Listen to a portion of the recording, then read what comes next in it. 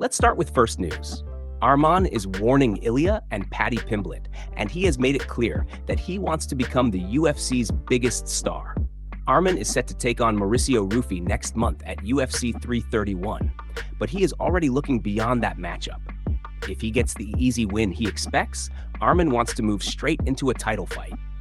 During the UFC 331 press conference, Arman was asked about his plans after Rufy. His answer was simple. He wants to fight for the championship, become a champion, and establish himself as one of the biggest stars in the UFC. Arman was then asked which fighter he would rather face after winning the title, Ilya or Paddy Pimblett. His response was absolutely brutal. Arman said he wants both of them on the same night, confidently claiming that it would be easy for him. That statement immediately raised eyebrows, because fighting two elite UFC lightweights in one night would be an enormous challenge for anyone. But Arman clearly believes he is on another level. His confidence heading into UFC 331 is extremely high, and he seems determined to make a statement against Rufy before moving toward championship gold.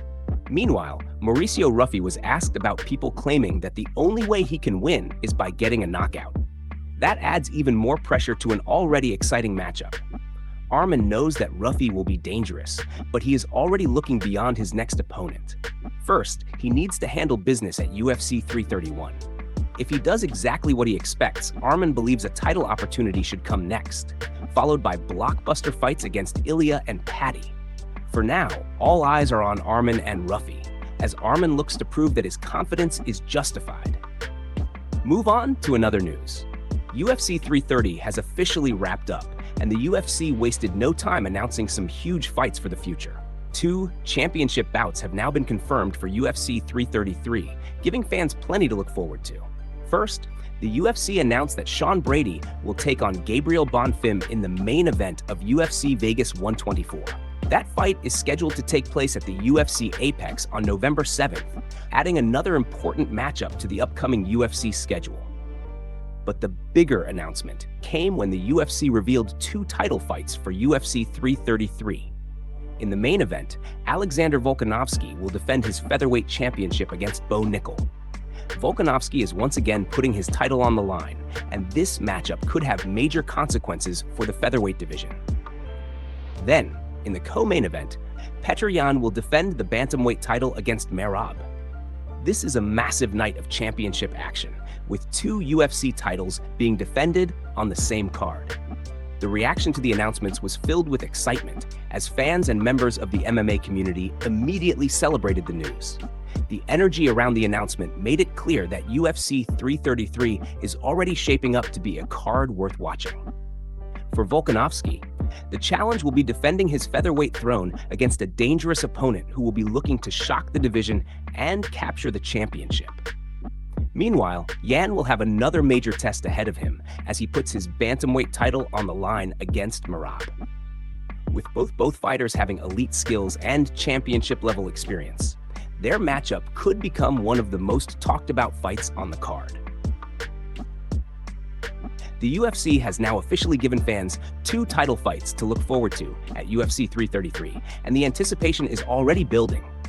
Move on to another news.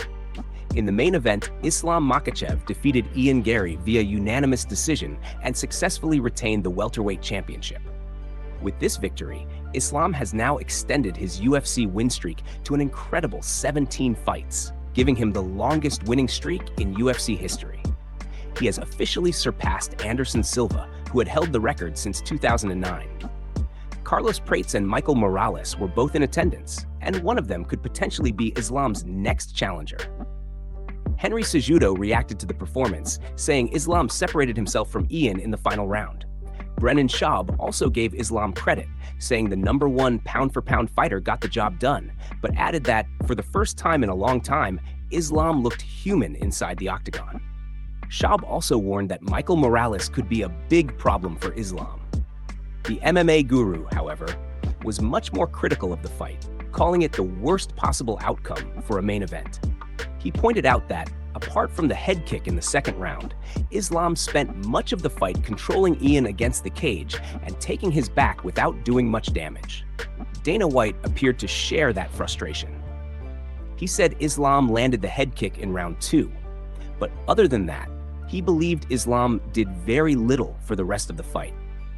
Despite the criticism, Islam remained respectful toward Ian after the fight. He praised Ian as a great fighter and a good man, saying that Ian gave him a hard time, but that he was still able to prove himself once again.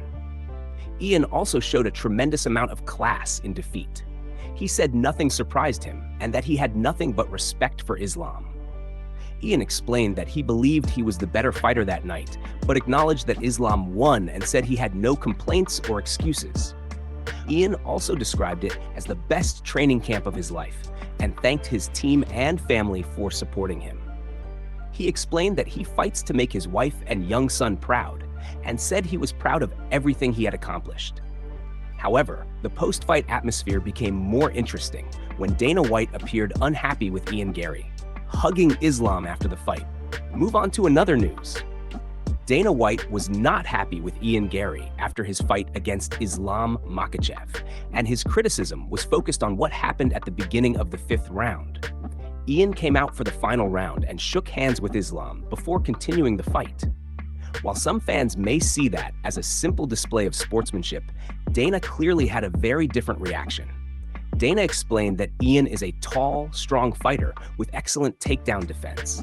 He was especially impressed with Ian's ability to defend Islam's takedowns throughout the fight, considering how dangerous Islam is in that area. However, Dana believes Ian missed a huge opportunity in the 5th round. According to Dana, Ian had already done significant damage to Islam's body, and Islam's right side appeared to be badly beaten up. Dana also pointed out that Islam's face had taken damage. That is why Dana could not understand why Ian would come out at the start of the final round and shake hands with Islam. For Dana, this was a fight with everything on the line. Ian was fighting for a championship, while Islam was trying to defend his title and extend his historic winning streak. Dana believes Ian needed to show more killer instinct in those final minutes. Instead of exchanging friendly gestures, Dana wanted to see Ian immediately attack. He suggested that Ian should have come out with something explosive, such as a flying knee or another unexpected attack, and tried to finish the fight. Dana also emphasized that high-level MMA is not only about physical ability. There is also a major mental and psychological battle taking place between two fighters. When the stakes are this high, every moment matters. From Dana's perspective, Ian had already shown that he could hurt Islam, especially to the body. If he had pushed harder in the 5th round, Dana believes the outcome could have been very different. He also suggested that this is the type of fight Ian will eventually go back and watch over and over again. Looking back at the footage, Ian may realize that he had an opportunity in the final round to take more risks and push for the finish. Islam ultimately survived the late pressure, secured the unanimous decision victory, and retained his welterweight championship. But Dana's message was clear. When you have a champion hurt, you cannot afford to switch off, especially with only 5 minutes remaining in a fight of this magnitude. Move on to another news. Arman has revealed some interesting details about his recent matchmaking, including a fight with Charles Oliveira that was actually in the works, as well as his desire to fight Justin Gaethje. Arman explained that he had originally signed to fight Oliveira, but the matchup eventually fell apart after Oliveira withdrew. That left Arman looking for another opponent, and the UFC ultimately offered him Mauricio Rufy. Arman said he had been trying to stay active, but unfortunately, he was not fighting inside the UFC because he was waiting for a title opportunity. At the same time, Gaethje did not want to fight this year, which made it difficult for Arman to get the matchup he wanted. Instead, Arman was given the opportunity to fight close to his hometown in Los Angeles, and he immediately said yes. The Oliveira fight was also something Arman accepted without hesitation. However, Oliveira eventually pulled out because of a situation involving his friend, forcing the UFC to find another opponent. Now Arman is preparing for Rufy, and he seems genuinely excited about the matchup. Arman described the fight as a classic wrestler versus striker matchup, and he believes that is exactly the kind of fight fans will enjoy. He has also spent time studying Rufy's previous fights and believes his opponent has developed into one of the most dangerous strikers in the division. Arman specifically pointed to Ruffy's knockout victory over Rafael Fiziev as evidence of his striking ability. He also considers Fiziev one of the best strikers, making Ruffy's performance even more impressive. Because of that, Arman knows he needs to be careful whenever the fight is standing. He believes Ruffy will be extremely dangerous on the feet and will have the advantage in the striking exchanges. But when it comes to wrestling, Arman is extremely confident. He believes the wrestling portion of the fight will be easy for him, even though Ruffy knows exactly what is coming. Everyone knows Arman is going to shoot for takedowns, but the big question is when he will decide to attack. Arman emphasized that Ruffy may know the takedown is coming, but he will not know exactly when or in which round. It could happen in the first round, the third round, or even the fourth round. That unpredictability could be one of Arman's biggest advantages heading into the fight, as he looks to prove his wrestling is simply on another level. Move on to another news. Khabib could be making a very interesting appearance on the Joe Rogan Experience, and fans are already speculating about the possibility after what happened at the UFC 330 ceremonial weigh-ins. Fans in attendance noticed Khabib having a fairly lengthy conversation with Joe Rogan before leaving the stage.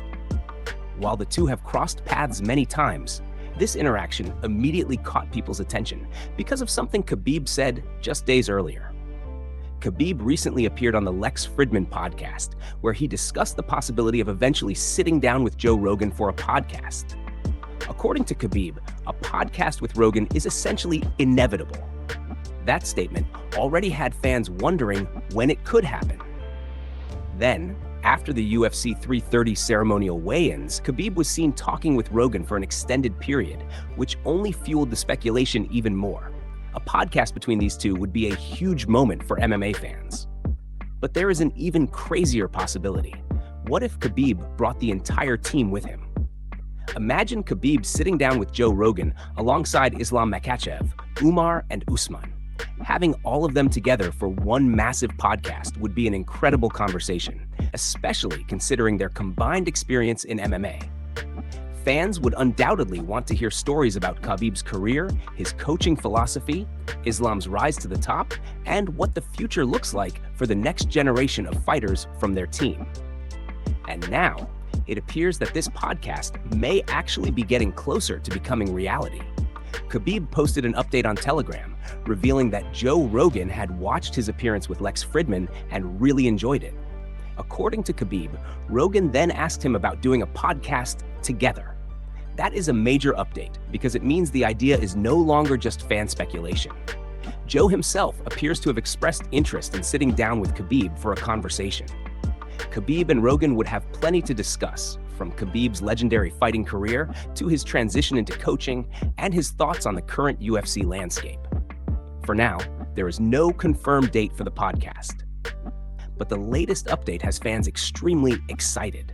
If Khabib and Rogan do finally sit down together, it could become one of the most anticipated MMA podcast appearances in recent memory. Move on to another news. Conor has provided another update on his recovery, and according to the former UFC champion, his healing process is progressing much faster than expected. Just a few days ago, we reported on Conor's health after he spoke positively about his condition and said he was feeling good while keeping his head held high. Now he has shared new footage showing exactly how his rehabilitation is progressing. Conor posted 2 videos on Instagram. One video showed his knee following surgery, while the other showed him working through his rehabilitation exercises. The footage has given fans another look at his recovery just 8 days after undergoing surgery. In his post, Conor explained that he is currently undergoing what he described as some of the most advanced training and recovery work available in California, working with Dr. Ellie and Heather Milligan. He also highlighted the progress he has already made with his leg. According to Conor, just 8 days after surgery, he is already able to activate his leg and fully straighten it. He specifically pointed out that he can activate his entire quadriceps, which he described as something remarkable for only 8 days after the procedure. That progress appears to have given Conor plenty of confidence as he continues working through the long road ahead. However, Conor also emphasized that recovery is a journey, and he thanked those involved in helping him through the process. He ended his message by saying that he is grateful for the journey of recovery and reminded people not to judge others. The latest footage gives fans an encouraging look at Conor's rehabilitation, but there is still plenty of work ahead before he can return to full activity. For now, his focus appears to be on getting stronger, rebuilding his leg, and making the best possible recovery following surgery. The fact that he is already showing movement and muscle activation only 8 days after the operation has certainly added to the optimism surrounding his recovery.